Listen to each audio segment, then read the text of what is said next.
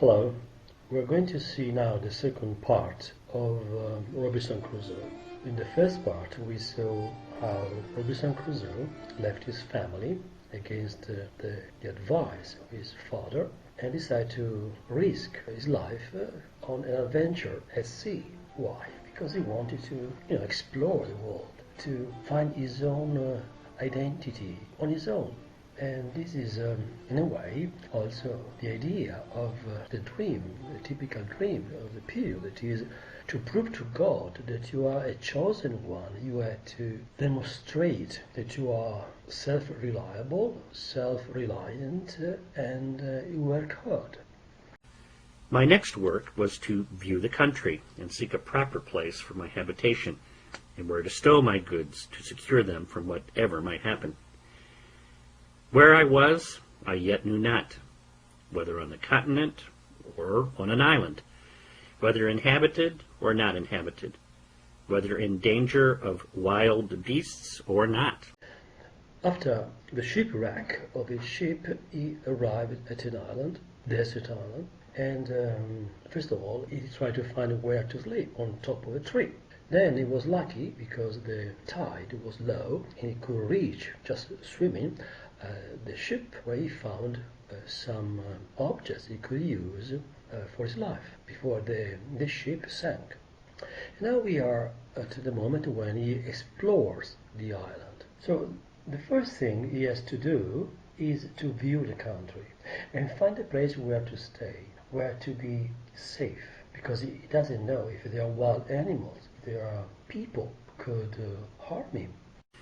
There was a hill not a mile above me, which rose up very steep and high, and which seemed to overtop some other hills, which lay as in a ridge from it northward. I took out one of the fowling pieces, and one of the pistols, and a horn of powder, and thus armed I traveled for discovery up to the top of that hill, where, after I had with great labor and difficulty got to the top, I saw my fate, to my great affliction. That is, that I was in an island environed every way with the sea, no land to be seen except some rocks, which lay a great way off, and two small islands, less than this, which lay about 3 leagues to the west. He finds a place, a good place, where to explore the island. It was a hill, just a mile from him, so precise distance. He went on top of the hill. He took a gun with him, a gun that he found in the ship. It was hard to arrive on top, but in the end, after he arrived on top, he saw with his great affliction, it is contrary to what expected, to what he hoped, was that it was an island, so it was surrounded by the sea. There was no way he could walk and arrive at another place. I found also that the island I was in was barren, and as I saw good reason to believe uninhabited except by wild beasts, of whom, however, I saw none. Yet I saw abundance of fowls, but knew not their kinds. Neither when I killed them could I tell what was fit for food, and what not. At my coming back, I shot at a great bird, which I saw sitting upon a tree on the side of a great wood. I believe it was the first gun that had ever been fired there since the creation of the world. I had no sooner fired than from all parts of the wood there arose an innumerable number of fowls, of many sorts, making a confused screaming and crying, and every one of them according to his usual note, but not one of them of any kind that I knew. But as we know, after a moment when he's desperate, there comes a moment when he's more hopeful. And in fact, there are something positive, some advantages. Yes, this is an island, but it is uninhabited. It is, there are no people. Maybe there are some wild beasts, but for the moment he has seen none. No, not one of them. There were many birds. At this point, he did not know if those birds were edible. He could eat them. And so he now proceeds with a scientific mind. He wants to experiment if he can survive on birds, on hunting birds. And so he used a gun to shoot at birds. Probably it was the first time that in the island the sound of a gun was heard. As for the creature I killed, I took it to be a kind of hawk, its color and beak resembling it, but it had no talons or claws more than common. Its flesh was carrion and fit for nothing. At this point, he has killed one of those birds, and he wants to know if it is good to eat or not. And now here, when you experience something new, when there's something new, how can you understand it? Well, basically, you try to compare the new with what you already know, with the old. So here, he uses a scientific approach. He tries to classify this new bird and see if it is similar to other birds he already knows. In fact, it was a kind of hawk. Hawk is a kind of bird because the color of the feathers and the beak resembled a hawk. But it was different from a hawk because the talon, the hook at the feet of the bird were different from a hawk. And unfortunately, the flesh of this bird was carrion, that is, was not fit for eating. So you see, here he has classified. Now, it's very interesting, this idea of classifying things, because when you give a name, you possess something. If you receive a dog, a pet, a little puppy, the first thing you do is to give a name, little dog, because in this way it's your dog. In science, in the 18th century, there was a scientist called Carl Linnaeus who published a system for classifying living things. This system is quite rational.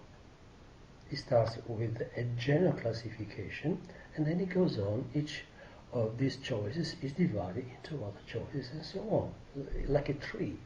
This is called taxonomy. It's still used today. He used a Latin name for the plant or the animal, and then there was also an English name or name of the country for the equivalent name. First thing he did was the general classification. At the top of this tree was the kingdom, and divides all living beings into two kingdoms, animals and plants. Then each of these, for example, the animal kingdom, divide the animal kingdom in three categories. For example, animals with a backbone, that is, the spine, animals that are insects, and mollusks as nails. Then each phylum is divided into classes. For example, mammals. For example, those who have a backbone are divided into mammals, reptiles, and fish. Then inside the class of, for example, mammals, there is an order. So there is cetacea, that is whales and dolphins, carnivore, primates, and Chiroptera. Inside the primates, for example, there are different families. For example, inside the primates, there are the hominidae, that is big monkeys and humans. The Cercophidecidae, all monkeys as baboons, and Hylobathidae, that is different kinds of apes or monkeys. Inside the family of Hominidae, there are genus and species. With just two names, it defines its species. For example, the genus Homo, the one that we know we are, is Homo sapiens. So two names in Latin, Homo sapiens. As you can see, rationally, using a tree diagram, he has classified all living things. And this is because in the age of reason it was important to classify rationally things, to give a name, because in this way you could control, possess, and exploit nature. In the same way, we see in Robinson Crusoe this idea. When you find something new, a new animal or a new plant, you classify it according to some criteria and you possess it. You can control it, you can use it. Contented with this discovery, I came back to my raft and fell to work to bring my cargo on shore, which took me up the rest of that day.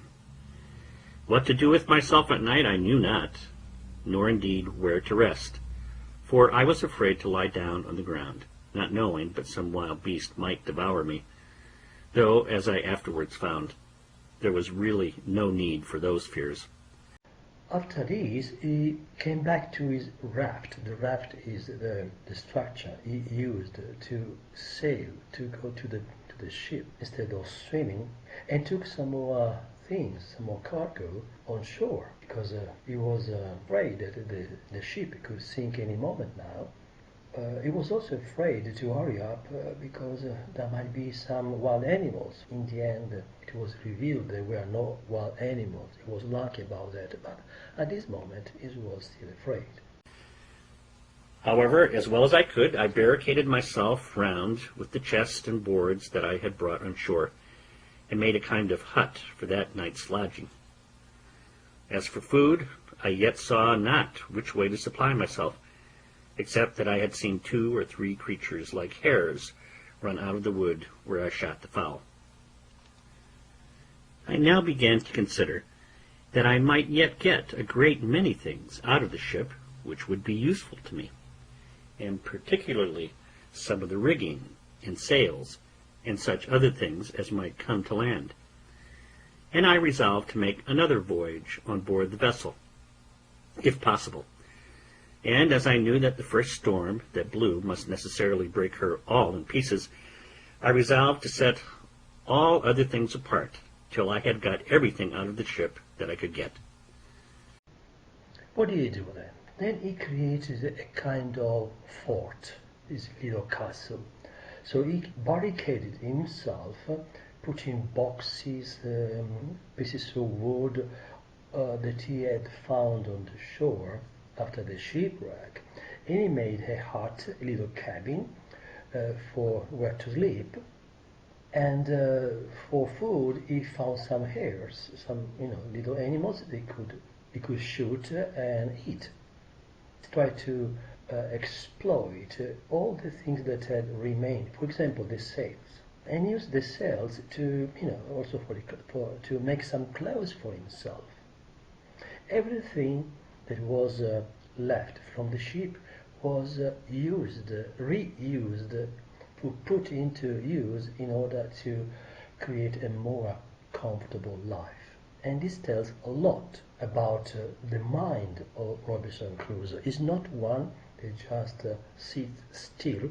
He tries to use every possibility, everything that he has in his hands to improve his condition. I now began to seriously consider my condition and the circumstances I was reduced to, and I drew up the state of my affairs in writing, not so much to leave them to any that were to come after me, for I was likely to have but few heirs, as to deliver my thoughts from daily poring over them, and afflicting my mind. And as my reason began now to master my despondency, I began to comfort myself as well as I could, and to set the good against the evil, that I might have something to distinguish my case from worse. And I stated very impartially, like debtor and creditor, the comforts I enjoyed against the miseries I suffered, thus. Because when you write, you have time to reflect on things, to organize rationally your things.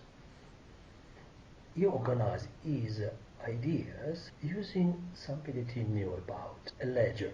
What is a ledger? A ledger is a book. For example, if you are a shopkeeper, if you have a shop, a business, you need a book called ledger where you write what you spend, your income, what comes to the shop, and what you receive after you sell the things. So what comes in and what comes out.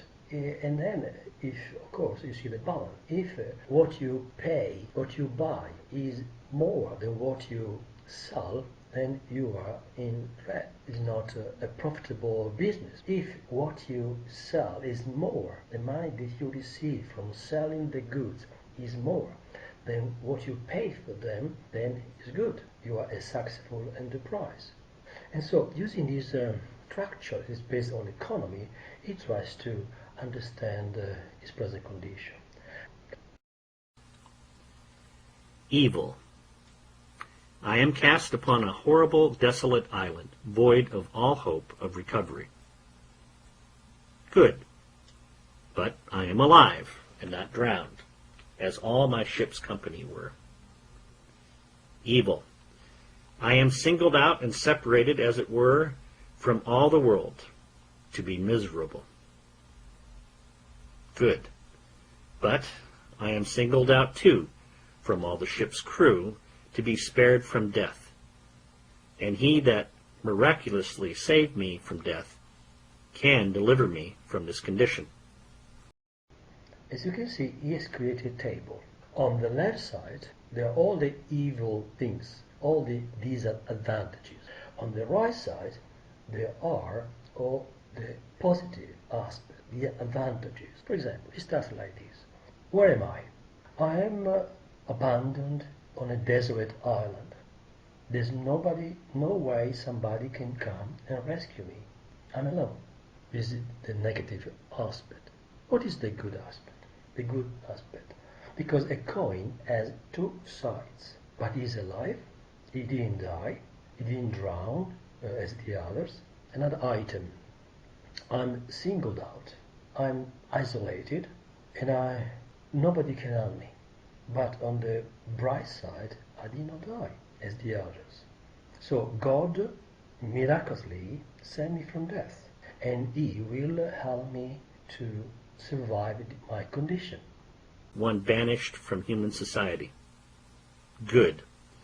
But I am not starved and perishing on a barren place, affording no sustenance. Evil. I have no clothes to cover me. Good. But I am in a hot climate, where if I had clothes, I could hardly wear them. Another negative aspect. I'm banished from human society. I'm alone. There's nobody I can talk to. Nobody that can help me. But on the positive side, I have something to eat, so I'm not starving, so I can survive. On the negative side, I have no clothes. But on the positive side, the weather is so hot that I don't need clothes to cover myself, because it's not cold. Evil.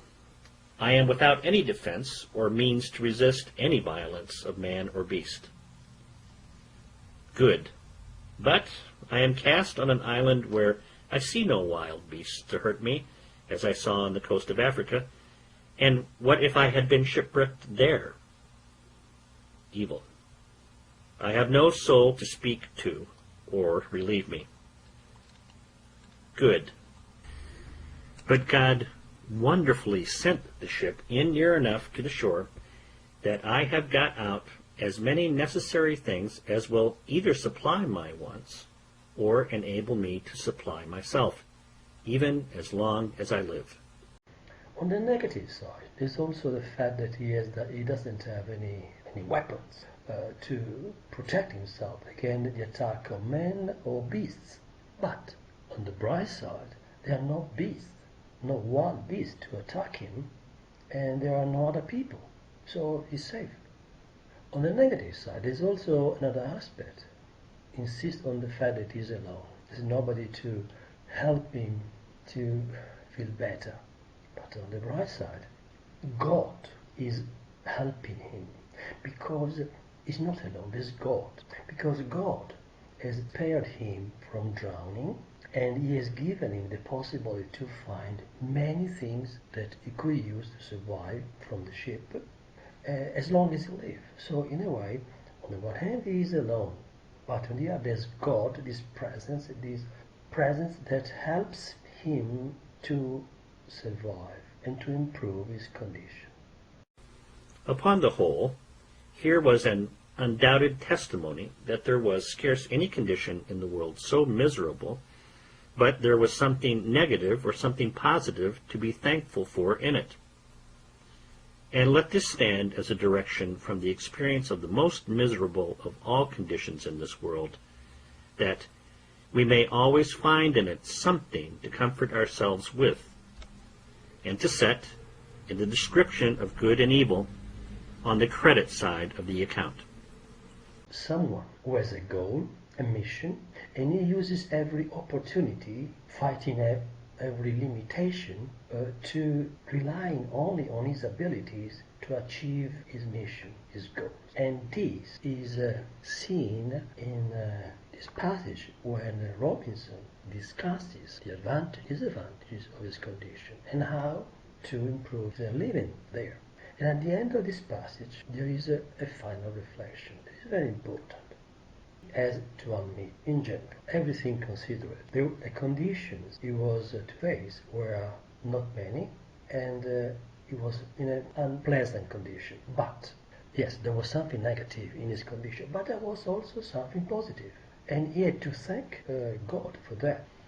And so the final moral teaching is this, that even if you think you are in an unpleasant, miserable condition, there will be always some positive aspect that can balance that. So you should be, in a way, optimistic in life and work for the best. And this is, in the end, one of the messages that Defoe wanted to send, to convey to the readers.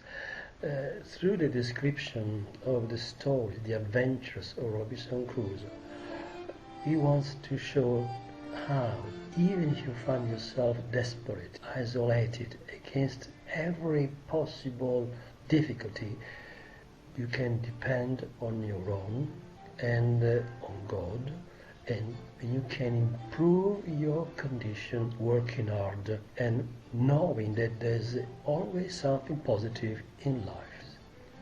Thank you.